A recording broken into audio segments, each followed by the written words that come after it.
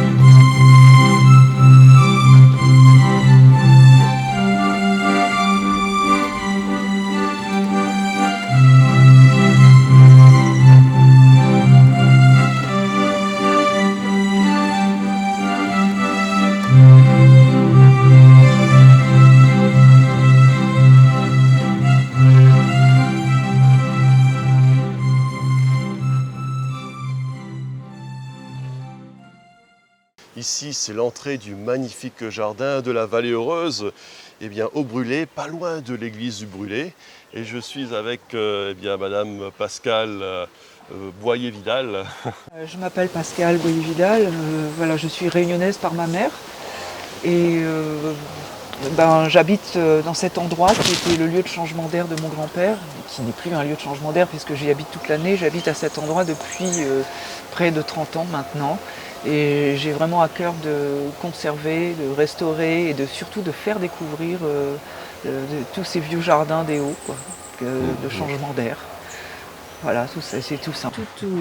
Toutes les traditions de ce village des Hauts, qui est un petit écart de Saint-Denis en fait, et avec l'ensemble des habitants, des toutes petites entreprises comme moi, l'ensemble des habitants et puis des associations. En fait, on a le projet de développer ce village pour lui redonner un petit peu ses lettres de noblesse, parce qu'il est totalement oublié dans la commune de Saint-Denis, et pour surtout mettre en commun tous nos savoir-faire, parce qu'il y a énormément de savoir-faire dans ce village. Il y a des personnes qui travaillent, qui sont tresseurs et qui font vraiment les vrais paniers d'antan, en liane chèvrefeuille, en bambou. Il y a tout ça. Oui, il y a tout ça. Il y a une tradition culinaire. On va faire aussi de l'hébergement. Et puis faire découvrir cet endroit qui sera peut-être la porte d'entrée nord du parc national, pour que les personnes des bas en fait, ne fassent plus que traverser ce village, mais s'y arrêtent et redécouvrent en fait toutes nos traditions des Hauts qui sont un petit peu en train de disparaître. Voilà, on a une sorte de dynamique de village qui est en train de se remettre en place. Voilà, tout. En fait, ici, dans le village du Brûlé, on est dans la zone d'adhésion du parc national, c'est-à-dire qu'on est un peu dans la zone de transition. Et la porte de parc, ce sont des endroits un petit peu clés qui sont une transition entre les bas, on va dire, et tout ce qui est parc national. En fait, on fait un peu le lien entre tout, et ce sont des endroits. Ce sont des lieux où il subsiste une histoire, des traditions, et qui permettent justement de découvrir ce qui fait les spécificités du parc national. Et à cet endroit, nous, on a la réserve naturelle de la Roche-Écrite et le domaine du Tuit-Tuit notamment. Voilà. Et c'est lié à l'histoire du village du Brûlé, bien sûr. Dans le jardin créole, vous avez donc le jardin qu'on peut voir devant. Et puis ensuite, vous avez l'arrière-cour créole, c'est ce qui est un petit peu en retrait de la rue, où on n'est pas vu en fait, et c'est un endroit plus intimiste où les familles peuvent se retrouver, où on va retrouver souvent le poulailler, les plantes médicinales, un petit coin de potager, les arbres fruitiers. Là, on va avoir surtout des agrumes ici, on a des pamplemousses, des orangers, des mandarines, des clémentines. Et puis le Brûlé se caractérisait beaucoup aussi par les bambous. Donc on a, et puis toute une tradition, toutes sortes de bambous qui existaient. Et donc on va retrouver ce type de petits bambous qu'on utilisait pour les golettes de canne à pêche, ouais. et surtout pour, voilà, et surtout pour l'artisanat des paniers en bambou. Là, c'est ce type de bambou qu'on utilisait. Après, vous avez ces bambous, c'était vraiment typiquement pour les salles vertes et les salles de réception à l'extérieur. Voilà. Et donc c'était la structure des salles vertes, c'est vraiment cette variété de bambou tout à fait qu'on utilisait. Alors les salles vertes, c'est les salles de réception dehors, quoi, pour les grands événements, les mariages, les baptêmes, les communions. Et c'était très joliment décoré, couvert de feuilles de banane ou de feuilles de latanier pour l'étanchéité au cas de pluie. Voilà. Dans les temps anciens, autrefois, même dans les grandes maisons, on avait l'habitude de recevoir ses amis dehors, dans la salle verte, pour profiter de la brise et de la fraîcheur des plantes. Parce que les Réunionnais étaient amphibies avant. C'était des marcheurs et amphibies. Voilà. Et justement, cet endroit-là, tout cet endroit, ce plateau, était, il y a encore il y a une trentaine d'années, c'était couvert de longose. Vous voyez, le longose, c'est une espèce envahissante.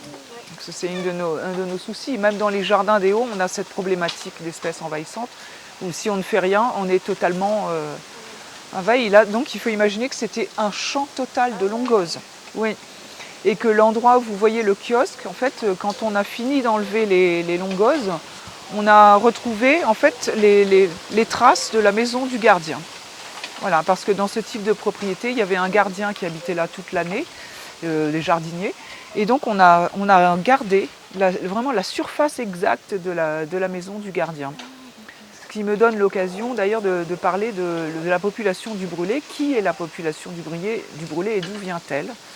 Alors il y a tout un certain nombre de personnes qui sont originaires de Grand-Îlette et de Salazie, qui étaient des agriculteurs, cultivateurs de légumes, et qui montaient donc la verticale. Sur leur tête là, les sacs là. Le panier. Panier, là, les ouais. paniers. Ils montaient la verticale. Déjà c'est la verticale de Bourbon, c'est la course de montagne la plus dure, c'est-à-dire que monter le rempart de la Roche-Écrite depuis Salazie, il y a 1000 mètres de dénivelé positif. Ça prend 3 heures, il me semble. En marchant 2 km seulement. Ouais. J'ai déjà fait ça, mais bon, il y a longtemps. On marche que 2 km, voilà, c'est ça. Il paraît qu'on marche courbé comme ça, tellement ça grimpe. Donc il faut imaginer les personnes qui montaient avec le panier de bazar sur la tête et qui descendaient par un sentier qui s'appelle après le sentier La Verdure. Alors la Verdure, c'est le nom d'un marron, le roi La Verdure, parce qu'on pense que ce sont les marrons qui se sont appropriés ce lieu au tout début. Donc le sentier La Verdure, on est en train d'essayer de travailler dessus aussi pour essayer de le remettre un petit peu en lumière, quoi. Et ce sentier arrivait au niveau de la Providence, ensuite par Saint-François, au niveau de la rue des Paniers. C'est pour ça qu'à la Providence, derrière le Simply Market, il y a une rue qui s'appelle la rue des Paniers. D'ailleurs, on discutait avec la maire, Madame la maire, pour qu'on explique aux habitants d'en bas pourquoi ça s'appelle la rue des Paniers, parce que ça peut sembler complètement farfelu, mais en fait pas du tout. C'est là que les bazardiers arrivaient en fait, tout en bas. Et une partie de ces personnes originaires de Salazie s'est donc installée au Brûlé comme habitants définitifs quoi, du Brûlé. Et il dort, fais attention s'il dort. S'est installé au Brûlé et à un moment donné, le Brûlé a été aussi, on va dire un peu le grenier de Saint-Denis, puisque les bazardiers toujours descendaient. Et puis toutes les traditions des fleurs du Brûlé, que ce soit les camélias ou les azalées notamment, les bouquets la tête. Voilà, on a encore quelques fabricants de bouquets la tête qui sont de très gros bouquets ronds d'azalées sur un support de fougères aigle. Et les azalées étaient cueillies, alors comme les tiges sont assez petites, les azalées étaient cueillies et ensuite enfilées sur des fins petits bambous et étaient piquées dans le support. Donc on avait tous les bouquets la tête magnifiques. Bouquet la tête, Bouquet la tête, ça. Comme une tête, c'est Voilà. concentré. Oh, okay. Voilà, Ok, c'est ok. concentré Ah, de fleurs. C'est un bouquet Voilà. qu'on pose sur une table pour... Voilà, pour la Toussaint, pour des cérémonies diverses, etc. Et puis sinon, il y a toute une partie de la population qui vient de Mafat aussi.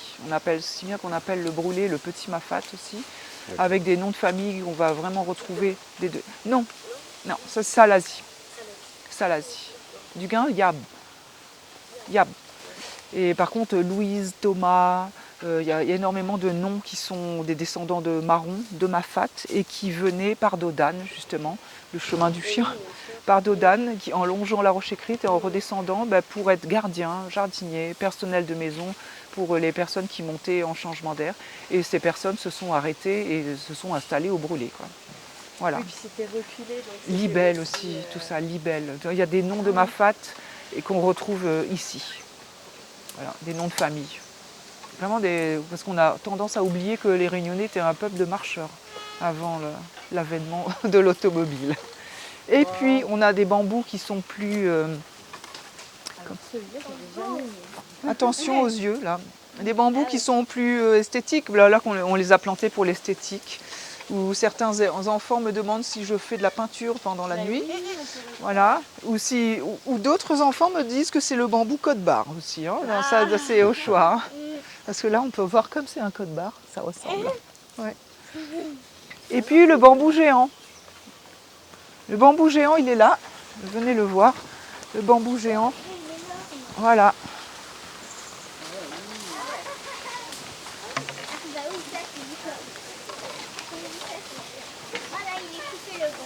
Ouais.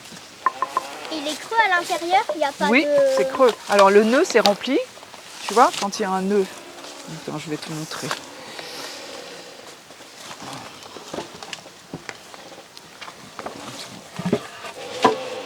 Regarde, quand il y a un nœud, là, tu vois le trait, là. Ça s'appelle le nœud. Tu vois que c'est rempli dedans. Oui. Voilà. Alors là, c'est vide. Quand il y a le nœud, c'est rempli. Vide et rempli. Ah oui. Voilà. Et comment on fait un tuyau avec ça? C'est difficile. Oui.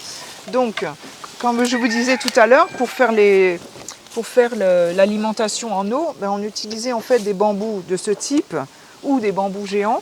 Et en fait, on les coupait en deux, comme ça, sur la longueur. Ensuite, on enlève les nœuds dedans et on avait comme des sortes de gouttières à ciel ouvert pour des canalisations d'eau en fait. Hein. Passer la main à Ça donne l'intérieur. cyclone. Mais il casse. Déjà, là où entendre. La nuit, il fait un peu plus sinistre. Une grand-mère Cal y habite là. Voilà. Alors ça, c'est vraiment les bambous géants de Chine. Et vous voyez qu'il y en a qui sont un peu plus bleutés comme ça. Donc ça, c'est les plus jeunes. C'est les plus jeunes. Et quel âge ont-ils ces plus jeunes? Vous donneriez quel âge au plus? Dis pas, hein. Oui, dis pas. Quel âge tu lui L'âge, donnes, il a le jeune. à ton avis? 100 ans Combien? 100 ans 100 ans, non. Tu as quel âge? 9 ans. C'est moins. Moins que ça. 90 ans. 6 ans, moins. Ouais. 4 ans. Moins. Ah non. Moins. Ah non. Vas-y, encore. C'est la vente Frino aux mignon. enchères. Allez, 7 mois, 8 mois. Voilà. Les plus jeunes, c'est les bébés. Voilà, parce qu'en fait, un bambou, quand ça pousse, voilà, quand il y a la saison des pluies, quand il y a la- chapeau. voilà, quand il y a la saison des pluies, on a des petits choux de bambou qui vont sortir comme ça. Voilà, enfin un peu plus comme ça. Ça, ce sont ceux qui n'ont pas poussé. Là, il n'y en a pas encore, c'est ceux qui n'ont pas poussé, ceux-là. Hein. Les choux de bambou vont sortir comme ça. Et d'ailleurs, avec ça, on peut faire des hachas de bambou aussi. Hein. C'est très très bon. Ouais, on coupe les jeunes. Et ensuite, quand il va pleuvoir, en fait, en quelques mois, ça va atteindre la taille de ces bambous. En quelques mois. Tous les bambous se mangeraient? Je ne sais pas. Je sais pas. Je ne Parce sais que pas. je sais que le bambou, ça contient énormément de silice. Oui, c'est tu ça. vois, et il y a des poudres de bambou qu'on mange pour la colonne vertébrale, machin, Voilà. tout ça, pour les os. Tu Ouais. vois. Alors, mais c'est ça, je voulais savoir. La silice, justement, c'est quand le bambou est mature. D'accord. Au début, il y a peu de silice au départ. Et quand le bambou, en fait, justement, c'est la première année, il va pousser, on va dire. Et pour pousser, en fait, quand on sait que le bambou, c'est de l'herbe, c'est la famille de l'herbe, c'est une herbacée. Et tu vois tous les nœuds que tu as là, les nœuds, ils sont à l'intérieur, tu vois tous les ronds. Ah oui. Tous les Là, ronds là, ce tout sont... ça, c'est... ce Après, sont ça les va nœuds. pousser, ça va s'écarter. Et quand va- ça pousse, c'est ça comme... va- Déjà prédéfini en fait. c'est prédéterminé, voilà. C'est comme une antenne de radio, tu sais, les antennes de radio qu'on monte Tout à comme fait. ça. Voilà, tout est emboîté les uns dans les autres, déjà à l'avance en fait. Et chaque espèce de bambou va avoir sa croissance spécifique et particulière. Enfin, chaque espèce de bambou est déjà programmée. Donc la première année, en gros, enfin les premiers mois, il va sortir et grandir. Et ensuite, il va se solidifier petit à petit avec l'âge. Et on dit souvent que le bambou mature, c'est celui de la 3e année, la grand-mère, on va dire, et qui aura justement la silice à l'intérieur. Et le bois, ce bois ça abîme les outils hein, quand on travaille le bambou. Mon papa, il travaille le bambou et ça abîme beaucoup les outils. Suivez-moi pour ce dernier épisode de La Vallée Heureuse. Je vous donne rendez-vous à un prochain numéro de Sous la Varang. À très bientôt.